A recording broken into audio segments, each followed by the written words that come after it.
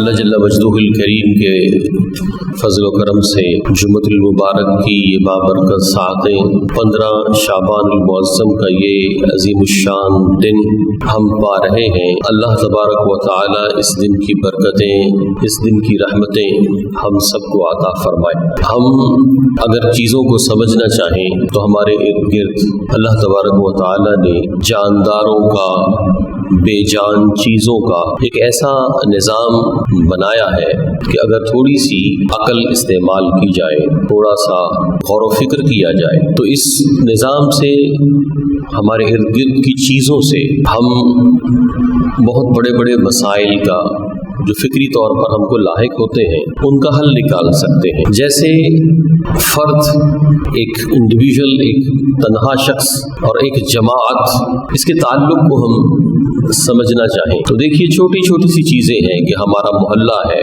پھر ہمارا صوبہ ہے، ملک ہے، ملک سے بر اعظم بنتے ہیں، بر اعظموں سے یہ زمین بنی ہے، اور پھر یہ زمین اللہ تبارک و تعالیٰ کے اس نظام تخلیق میں تنہا نہیں ہے، یہ زمین نظام شمسی کا حصہ ہے۔ پھر نظام شمسی بھی کوئی تنہا ایک نظام نہیں ہے، وہ ایک بڑی کہکشاں کا ایک حصہ ہے، اور پھر وہ ایک کہکشاں اللہ تبارک و تعالیٰ کی واحد تخلیق نہیں ہے۔ اللہ تبارک و تعالیٰ نے اس طرح کی کئی اور کہکشائیں تخلیق فرمائی ہیں جن تک انسان کی معلومات کچھ پہنچی اور کچھ ابھی تک نہیں پہنچی۔ یعنی فرد سے ایک اجتماعیت ہے، اور پھر اس اجتماعیت کے مختلف مظاہر ہیں۔ اگر زمین کو بھی نظام شمسی سے نکال دیا جائے تو اس کے دن رات کا جو ایک منظم سسٹم ہے یہ ختم ہو جائے گا، اور جب یہ دن رات کا، سورج نکلنے کا، غروب ہونے کا نظام ختم ہوگا تو یہاں نہ کوئی چیز اگ سکے گی، اور جب نہ کوئی چیز اگ سکے گی تو کوئی سانس نہیں لے سکے گا، نتیجتاً زندگی تباہ ہو جائے گی۔ تو جو اللہ تبارک و تعالی نے نظام رکھا ہے اس میں فرد ہے، لیکن اس فرد کی بقا، اس کا باقی رہنا، اس کا بڑا ہونا، اس کا اپنا نظام چلنا، یہ اس پورے سسٹم اور پوری جماعت کا مرہون منت ہے۔ اگر ہم چاہیں تو تنہا شخص کوئی بھی اپنی زندگی کا ایک سرکل نہیں مکمل کر سکتا۔ ہم جو خوراک کھاتے ہیں، کس نے اس کا بیج لیا، کس کی زمین پہ وہ بویا گیا، پھر اس کے بعد کس نے اس کی کٹائی کی، کس نے اس کو پیسا، کس نے اس کو منڈی میں لایا، کس نے اس کو بیچا، پھر کس نے بیچا، پھر ہم تک کتنے ہاتھوں سے پہنچا۔ یعنی ایک فرد کا جو ایک لقمہ ہے اس کے پیچھے بھی پوری جماعت کا ایک کنٹریبیوشن ہے، پوری جماعت کا ایک عمل شامل ہے۔ ورنہ اگر فرد یہ کہے کہ میں ہی اکیلا سب کچھ ہوں تو وہ اپنا ایک لقمہ بھی تیار نہیں کر سکتا۔ علامہ اقبال رحمۃ اللہ تعالی علیہ نے کیا ہی خوب ارشاد فرمایا تھا کہ فرد قائم ربط ملت سے ہے تنہا کچھ نہیں، موج ہے دریا میں بیرون دریا کچھ نہیں۔ یعنی فرد جو ہے اس کا قیام، اس کا جو ہے وہ اس دنیا میں رہنا، یہ ربط ملت سے ہے، یہ اجتماعیت کے ساتھ کنیکشن کی وجہ سے ہے۔ اور اس کی مثال انہوں نے جو اگلے مصرے میں دی کہ موج، جو دریا سمندر کی لہریں ہیں، ان میں جو قوت ہے وہ اسی وقت ہے کہ جب ان کا تعلق پیچھے سمندر سے، دریا سے موجود ہے، بیرون دریا کچھ نہیں۔ اگر اس ایک لہر کو ہم ساحل پہ دیکھتے ہیں، اگر اس ایک لہر کو پیچھے سمندر سے کاٹ دیا جائے تو وہ لہر اپنے وجود کے لیے پہلی لہر ہوگی، اور پھر اپنے وجود کے لیے وہی لہر آخری لہر ہوگی کہ وہ ایک بار آئے گی، ساحل سے سر پٹکے گی اور ختم ہو جائے گی۔ کیوں؟ اس کا پیچھے کنیکشن سمندر سے نہیں رہا۔ تو اس لیے اجتماعیت اور باہم اتفاق و اتحاد یہ نبی کریم صلی اللہ تعالی علیہ وآلہ وسلم نے بھی اس پر بہت زور دیا، اور قرآن کریم فرقان حمید میں بھی اللہ تبارک و تعالی نے اہل ایمان کو اس چیز کی تعلیم دی ہے کہ وہ باہم اتفاق و اتحاد کے ساتھ رہیں۔ ایک گھر ہے، گھر میں بھی کوئی باپ ہے، کوئی بیٹا ہے، کوئی بہن ہے، کوئی ماں ہے، کوئی بیوی ہے، یہ تمام رشتے جو ہیں وہ ایک گھر بناتے ہیں۔ اگر کوئی شخص اپنے اس گھر کے یونٹ کو توڑ دیتا ہے تو اس کی زندگی کے اندر سکون نام کی چیز ختم ہو جاتی ہے۔ گھر کا سکون تباہ ہو جاتا ہے کہ جب ایک شخص پورے نظام کو ختم کر دے اور کہے کہ ہر کوئی اپنا اپنا معاملہ یا شیخ اپنی اپنی دیکھ، تو اس سے کیا ہوتا ہے کہ گھر کا سکون تباہ ہو جاتا ہے، گھر کے فوائد ختم ہو جاتے ہیں۔ جہاں خونی رشتے نہ ہوں وہاں بھی انسان باہم تعاون اور اکٹھ ہونے کے زندگی نہیں گزار سکتا۔ جیسے آپ نے دیکھا جو لوگ بیرون ملک جاتے ہیں یا دوسرے ممالک سے جیسے ہمارے ملک آتے ہیں، کیا ہے ان کا آپس میں کوئی رشتہ نہیں، لیکن ایک جگہ کرائے پہ لیتے ہیں، سب مل کے رہتے ہیں، کوئی ان میں کھانے کا نظام سنبھال لیتا ہے، کوئی صفائی کا نظام سنبھال لیتا ہے۔ تو اس طرح سے مختلف ذمہ داریاں بانٹ کر ایک جماعت کی شکل میں رہ کر ہی زندگی گزاری جا سکتی ہے۔ ہمیں اس چیز کی طرف غور کرنا ہے کہ دین کو ہمارا اتفاق، ہمارا اتحاد، ہمارا اکٹھا ہونا، یہ کس قدر دین کی یہ ڈیمانڈ ہے ہم سے، اور ہم اسے کیا پورا کرنے میں کامیاب ہو رہے ہیں۔ یعنی اگر ہم یہ بات کریں کہ ایمان کا معاملہ ہر ایک کا اپنا اپنا ہے، لیکن ایک دنیا کا معاملہ ہے۔ دنیا میں اللہ تبارک و تعالی نے انسان کی معیشتوں کو جس طرح سے ایک دوسرے سے کنیکٹڈ کیا ہے، اسی طرح ان کے دینی معاملات کو بھی اللہ تبارک و تعالی نے اجتماعیت کے اندر رکھا ہے۔ ایک شخص متقی ہے، صاحب تقوی ہے، پرہیزگار ہے، اس کے لیے بھی کیا فرمایا گیا؟ یا ایھا الذین آمنوا کونوا مع الصادقین، کہ اے اہل ایمان سچوں کے ساتھ مل جاؤ۔ یعنی جو صادقین کی جماعت ہے، آپ سچے ہو، آپ کھرے ہو، لیکن تنہا بھی ایک متقی شخص بھی تنہا سروائیو نہیں کر سکتا۔ تقوی والا شخص، ایک ایمان والا شخص، وہ بھی تنہا سروائیو نہیں کر سکتا۔ اس کے لیے بھی کیا ہے؟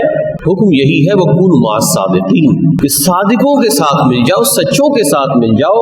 یعنی تمہاری جو صداقت ہے وہ اگر تنہا ہو تو تمہاری وہ صداقت سروائیو نہیں کر پائے گی۔ تم سچ بولتے ہو، تم اچھا کام کرتے ہو، لیکن تنہا لگے ہوئے ہو، تنہا یہ اچھائی سسٹینیبل نہیں ہے، زیادہ دن چلے گی نہیں۔ لیکن اگر تم ایک جماعت کے ساتھ مل جاؤ گے کہ جس میں سچے ہیں، تو ان سچوں کے ساتھ مل کر اللہ تبارک و تعالیٰ کے اس نظام سے مل کر تمہاری سچائی کو بھی دوام مل جائے گا۔ آپ دیکھیے، ہم گھر کی صفائی کرتے ہیں، ہمارے پاس جھاڑو ہے، ایک کمرے کی صفائی کرنی ہے۔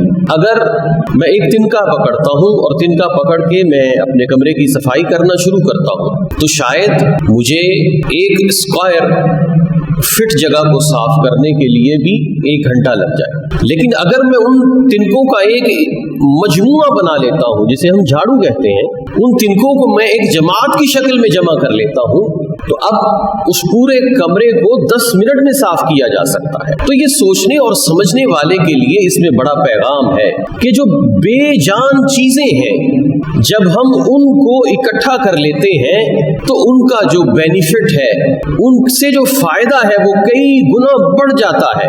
صفائی کی کوالٹی بھی اچھی ہو گئی اور وقت کی بھی بچت ہو گئی۔ تو یہ بے جان چیزیں جب مل جائیں تو اس سے ہم اتنا فائدہ حاصل کر سکتے ہیں۔ تو اگر ہم جو انسان ہیں، جو اپنے آپ کو اشرف المخلوقات کلیم کرتے ہیں، جو ہم اپنے آپ کو بہت فہم و فراست والا سمجھتے ہیں، تو اگر ہم انسان اجتماعی صورت میں ہو جائیں اور پھر ہمارے سامنے کوئی مسئلہ نہیں رہے گا۔ پرابلمز کا سلوشن اجتماعیت میں اللہ نے رکھا ہے، اور نبی کریم صلی اللہ تعالی علیہ وآلہ وسلم نے بھی ارشاد فرمایا، علیکم بالجماعہ، تم پر جماعت لازم ہے، اجتماعیت لازم ہے۔ تاکہ تمہاری ایک کسی بھی معاملے میں ایفرٹ آئے تو وہ تنہا کمزور اور لاگر ایفرٹ نہ ہو بلکہ کلیکٹیو ہو، اجتماعیت کے ساتھ ہو، تو وہ تمہارے لیے بھی اور دیگر مخلوقات کے لیے بھی فائدے کا باعث بنے۔ اور فرمایا علیکم بالجماعہ، تم پر جماعت ضروری ہے۔ فإن ید اللہ علی الجماعہ، اللہ تبارک و تعالی کا دست تائید، اللہ تبارک و تعالی کا دست حمایت، اللہ تبارک و تعالی کا دست رحمت۔ حضور پر نور صلی اللہ علیہ وسلم نے فرمایا کہ وہ جماعت پر ہے، وہ کس پر ہے؟ جماعت پر ہے، یونٹ پر ہے، یونٹی پر ہے۔ ہم باہم امت کو دیکھیں تو شرازہ بکھرا ہوا ہے، ایک آفس کو دیکھیں اس میں بھی ٹیم ورک کا ذہن نہیں ہے، ہر کوئی اپنے اپنے نمبر بنانے کے لیے لگا ہوا ہے، نتیجتاً جو آؤٹ کم آتا ہے وہ نیچے۔ گھر میں ہے تو گھر میں ہر کسی نے اپنا اپنا الگ قبلہ بنا رکھا ہے، بھائی بھائی کے ساتھ رہنے کو تیار نہیں، باہم اتفاق کی فضا ہم نے ختم کر ڈالی۔ اب بڑے بڑے دانشور اور بڑے بڑے یعنی کہ سمجھدار لوگ باتیں کرتے ہیں کہ یہ جو اکٹھے رہنا ہے یہ تو عذاب ہے، جوائنٹ فیملی عذاب ہے، اکٹھے رہنا عذاب ہے، کیوں کہ بھئی باہم لڑ پڑتے ہیں۔ اب ہم اس چیز کی طرف غور نہیں کرتے کہ یہ جو اجتماعیت کے نقصانات بیان کیے جا رہے ہیں اس کی تھوڑا تہ میں دیکھا جائے، اس کے اسباب پر غور کیا جائے کہ یہ جو گھر میں رہنے والے شخص ایک دوسرے سے دست و گریباں ہیں، ان میں جو اتفاق کی کمی ہے اس کے اسباب کو ختم کیا جائے تاکہ اجتماعیت برقرار رہے۔ اور آپ دیکھیے کہ جب فیملی میں بھائی بھائی بھائی بھائی اکیلے ہو جاتے ہیں تو سب بھائیوں کے اوپر جب وہ اکٹھے رہ رہے تھے الگ ہونے پر دونوں کے اوپر فکری طور پر معاشی طور پر جو لوڈ ہے وہ ڈبل سے بھی زیادہ ہو جاتا ہے، وہ ڈبل سے بھی زیادہ ہو جاتا ہے۔ جبکہ اجتماعیت میں اب اکیلا فرد ہے، وہ گھر سے نکلا، پیچھے گھر والوں کی پریشانی اس کو لگی، اور یہ اکیلا نکلا، گھر والوں کو اس کی پریشانی لگی۔ جب اکٹھے ہیں تو ایک دوسرے کے دست و بازو کو مضبوط کرتے ہیں، اور اللہ تبارک و تعالی نے بھائی بھائی کا جو ایک تعلق رکھا ہے اس کا فیضان اللہ تبارک و تعالی نے یہی دیا ہے کہ ایک جو ہے وہ دوسرے کے دست و بازو کو مضبوط کرتا ہے۔ ہم باہم اکیلے اکیلے ہونے میں اپنے لیے سکون اور ترقی جو تلاش کر رہے ہیں، دنیا کے کسی بھی محاذ پر یقین جانیے کہ وہ بالکل دیوانے کا خواب ہے، کبھی بھی وہ ملنے والی نہیں ترقی۔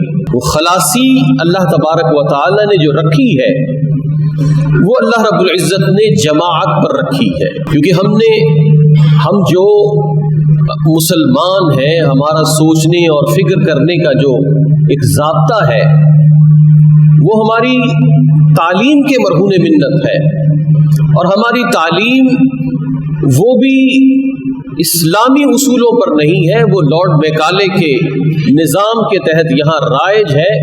تو ہم جو اپنی فکر بھی لیے ہوئے ہیں اس میں وہی سامراجیت شامل ہے، اور اس سامراجیت کا ایک بہت بڑا مشن جو ہے وہ انڈیویجولزم ہے۔ جیسے مختلف ازمز وہ بناتے ہیں تو ایک کیا ہے انڈیویجولزم، کہ ہم ہر چیز میں الگ الگ سوچنے والے بن جائیں، جس کو ہم نے بہت اچھا نام دے دیا ہے پرسنل میٹر۔ کیا ہے؟ Personal matter. یہ کیا ہے؟ یہ اجتماعیت سے کٹنے کا ایک حسین ٹائٹل ہے۔ کوئی کسی قسم کی برائی کرتا ہے، اب ہم کیونکہ لارڈ میکالائی سوچ کے مسلمان ہیں، ہمیں جو ادھر سے اصطلاح آئے گی ہم نے اس کو اپنا لینا ہے کیونکہ وہ ہمیں بہت اچھی محسوس ہوتی ہے۔ تو اب کیا ہے؟ یہ اس کا پرسنل میٹر ہے، یہ اس کا ذاتی معاملہ ہے۔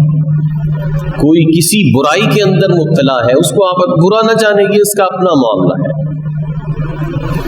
جبکہ جو ہمارا دین ہے، اس دین میں جو اس طرح کے پرسنل میٹرز کا معاملہ ہے، اس کے اثرات جب اجتماعیت پر آتے ہیں تو پھر وہ اس کا پرسنل میٹر نہیں رہتا۔ اس پرسنل میٹر کے ٹائٹل کے تحت دینی اقدار کا اتنا جنازہ نکلتا ہے، ہم اتنے دینی اصولوں کو فراموش کر دیتے ہیں کہ یہ اس کا پرسنل میٹر ہے۔ اب بتائیے کہ نبی کریم صلی اللہ تعالی علیہ وآلہ وسلم نے یہ ارشاد فرمایا کہ جماعت بن کے رہو، اور پھر حضور صلی اللہ علیہ وسلم نے فرمایا کہ اللہ کا دست تائید جماعت پر ہے، اور پھر حضور علیہ الصلوۃ والسلام نے ارشاد فرمایا فإن الشیطان مع الواحد، کہ شیطان جو ہے وہ انڈیویجول کے ساتھ ہے۔ شیطان کس کے ساتھ ہے؟ انڈیویجول کے ساتھ ہے، اکیلے تنہا شخص کے ساتھ ہے۔ وَهُوَ مَعَ الْإِثْنَيْنِ أَبْعَدُ، لیکن دو کے ساتھ شیطان کا ہونا یہ بعید ہے۔ بعض احادیث میں حضور نے فرمایا کہ تین کے ساتھ شیطان کا ہونا یہ بعید ہے، یعنی جو شخص تنہا اپنے معاملات کرتا ہے اور جس کو ہم نے ذاتی معاملہ اور اس کا پرسنل میٹر کا ٹائٹل دے دیا ہے، تو یہ ہم نے اس کو شیطان کے سپرد کر دیا۔ یہ شیطان کے ہاتھوں میں بندے کے جانے کا جو معاملہ ہے وہ تنہا کا ہے، اور فی زمانہ شیطان کا سب سے بھیانک حملہ بندے کی تنہائی پر ہی ہے۔ اور پھر یہ آپ دیکھیے کہ جب بھی کوئی شیر حملہ کرتا ہے ریوڑ پر، تو پورا ریوڑ وہ قابو نہیں کر سکتا۔ جب وہ حملہ کرتا ہے تو وہ پھر یہ دیکھتا ہے کہ اس اجتماعی ریوڑ سے کون سا ہرن الگ ہو گئے ڈر کے بھاگا ہے، وہ سارے ریوڑ کو چھوڑتا ہے، پھر اس تنہا کے پیچھے بھاگتا ہے اور پھر اس تنہا کو شکار کر لیتا ہے۔ تو یہ جو ہم اجتماعیت کا قتل کرتے ہیں مختلف خوبصورت عنوانوں کے ساتھ کہ سیپریٹ رہنا ہے، سیپریٹ گھر ہونا چاہیے، سیپریشن ہونی چاہیے، تو یہ اجتماعیت سے نکلتے ہیں۔ اور آپ یہ دیکھیے کہ میں یہ نہیں کہتا کہ جو اکٹھے رہتے ہیں ان کے ہاں طلاق کا ریشو 0 ہے، وہاں بھی سیپریشن ہوتی ہے، لیکن جو سیپریٹ رہنے کے لیے دباؤ ہے، اکثر یہی دباؤ طلاق کا باعث بنتا ہے۔ کیوں؟ کہ ہماری شروع سے نگہداشت ہی نہیں کی گئی۔ ہم نے شروع سے ہی اپنے بچے کی تربیت لارڈ میکالے کے اصولوں کے تحت کی ہے نا، انڈیویجولزم کے تحت کی ہے کہ یہ تمہاری چیزیں ہیں، یہ تمہاری چیزیں ہیں۔ بچے کو شروع سے ہم یہ تمیز اور تہذیب کے نام پر یہ سکھاتے ہیں کہ یہاں پہ تمہاری چیزیں رکھی ہیں، یہاں تمہاری چیزیں رکھی ہیں، تم نے اس کی چیز نہیں اٹھانی، تم نے اس کی چیز نہیں اٹھانی۔ بچے کی تربیت کا ابتدائیہ ہم نے تنہائی پر رکھ دیا ہے۔ اس کے شروع میں بہن بھائیوں کے ساتھ شیئر کرنے کا معاملہ، ایک دوسرے کے لیے دل بڑا کرنے کا معاملہ ہم نے رکھا ہی نہیں، اور ہم نے اس کو بہت اچھا جانا ہے، ہم نے اس کو بہترین تربیت کے اصول جانے ہیں۔ یہ ہمیں سوچنا ہوگا، یہ ہمیں اپنے آپ کو تھوڑا سا احتساب کے کٹہرے میں لانا ہوگا کہ ہم کس طرح سے اجتماعیت سے دور ہوتے جا رہے ہیں۔ اللہ کے حبیب صلی اللہ تعالی علیہ وآلہ وسلم نے تو یہ بھی ارشاد فرمایا کہ تنہا کوئی سوار نہ نکلے، 2 یا 3 سوار نکلیں، اور اس کے بھی فوائد ہر کھلی آنکھ والا دیکھ سکتا ہے۔ اللہ تبارک و تعالی نے قرآن کریم فرقان حمید میں ارشاد فرمایا وَاعْتَصِمُوا بِحَبْلِ اللَّهِ جَمِيعًا وَلَا تَفَرَّقُوا۔ یہ آیت ہم سب کو یاد ہے کہ اللہ کی رسی کو مضبوطی سے تھام لو اور آپس میں تفرقے بازی میں نہ پڑو۔ لیکن ہمارا ایمان، ہمارا اعتقاد ہم نے یوں سمجھ لیا کہ اس کی بنیاد ہی تفرقے پر ہے۔ ہم اجتماعیت کی طرف آنے کے لیے تیار نہیں ہیں۔ اب جیسے 15 شعبان المعظم کی رات گزری ہے، اس میں بھی امت افتراق کا شکار ہے۔ 25 تقریباً صحابہ اکرام نے اس رات کی فضیلت پر روایات کو حضور علیہ الصلوۃ والسلام سے نقل کیا، اور کچھ 3ری 4تھی صدی کے مفسرین نے، محدثین نے مکے اور مدینے کے لوگوں کے عمل کو یہ بیان کیا کہ وہ اس رات میں شب بیداری کرتے تھے، عبادت کرتے تھے۔ یہ کوئی کل تو نہیں ہوا، لیکن اس میں بھی افتراق، انتشار۔ اللہ کے ہاں عبادت کرنی ہے، چلو مزار سے اختلاف کرو، نیاز سے اختلاف کرو، اللہ کے حضور سجدہ کرنے سے کیا اختلاف ہو سکتا ہے؟ اللہ کی عبادت کرنے میں بھی ہم نے انفرادیت کی طرف توجہ دی، اجتماعیت کی طرف نہ آئے۔ عرب و عجم میں لوگ اس رات کا احیاء کرتے ہیں، لیکن ہمیں 1.5 اینٹ کی مسجد بنانے کا شوق چڑھ گیا۔ جو منفرد بات کرے وہ سب کی نظر میں آتا ہے، دوسرے لفظوں میں وہ وائرل ہو جاتا ہے۔ تو یہ وائرل انفیکشن جو ہے سوشل میڈیا کا، یہ ایسا ہو گیا کہ ہم اللہ کی عبادت کرنے میں بھی انفرادی موقف رکھنے لگ گئے ہیں۔ اللہ تبارک و تعالی ہم سب کو اجتماعیت پر قائم ہونے کی توفیق عطا فرمائے۔ وآخر دعوانا الحمد للہ رب العالمین۔